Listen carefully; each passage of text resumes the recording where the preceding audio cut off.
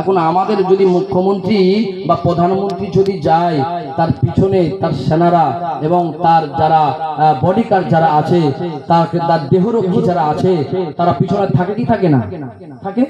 তো এমন করে বাদশাহ যখন শিকার করতে যাচ্ছে জঙ্গলে, তার অনেক ভক্তরা, তার চেলাচামটারা অনেকেই আছে। তো একজন ফকিরের সঙ্গে রাস্তায় দেখা। ফকিরটা বলছে, বাদশাহ লোক তো, একটু টাকা পয়সা হলে কেমন হয়? গরিবদের আর দাম দেয়? খুব একটা দাম দেয় না। যাদের একটু টাকা হয়ে যায়, এরা কিন্তু গরিবদের আর একটা খুব বেশি দাম দেয় না। গরিব যদি কথা বলে, বলে একটু দাঁড়াও না ভাই, বলে আমার কাজ আছে, পরে দেখা করবো। হয় কি হয় না? গরিবদেরকে দাম বড় লোক খুব একটা দেয় না যখন একটু টাকা হয়ে যায়। তো বাদশাহ লোক তো, রাস্তার ধারে একজন ফকির জামা কাপড় ছেঁড়া বসে আছে, বলে ফকির। ফকির বলছে, বাদশাহ আপনি একটু দাঁড়াবেন, আপনার সঙ্গে জরুরি কথা রয়েছে। কে কার বলছে? ফকিরকে বাদশাহ বলছে। এখন বাদশাহ লোক বলছে তো, বলে না আমি দাঁড়াতে পারবো না। তোমার কোথায় দাঁড়ানো যায়? না দাঁড়াবো না।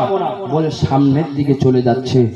দ্বিতীয়বার আবারও ওই ফকিরটা বাদশাকে দাঁড়াতে বলছে, বাদশাহ আপনি একটু দাঁড়ান না। বলে আমি দাঁড়াতে পারবো না, বলে আবার সামনের দিকে চলতে শুরু করেছে। তৃতীয়বার বাদশাকে আবার ফকির বলছে, বাদশাহ আমি ফকির মানুষ, আমি তো আপনাকে দাঁড়াতে বলছি, একটু কি দাঁড়ানো যাবে না? আপনার সঙ্গে একটা জরুরি কথা রয়েছে। বলে না, তুমি ফকির, পাগলা হাগলা মানুষ, তোমার কোথায় কি দাঁড়াবো? বলে আবারও সামনের দিকে চলতে শুরু করেছে। এখন যখন এই তৃতীয়বার বলার পরে বাদশাহ যখন কর্ণপাত করলো না, কোনো কথাকে জন প্রাধান্য দিল না, তখন বাদশাহ ফকিরটা কি করেছে জানেন? ওই বাদশার ঘোড়ার লাগাম ধরে টান মেরেছে। ঘোড়ার লাগাম ধরে টান মেরে দিয়েছে।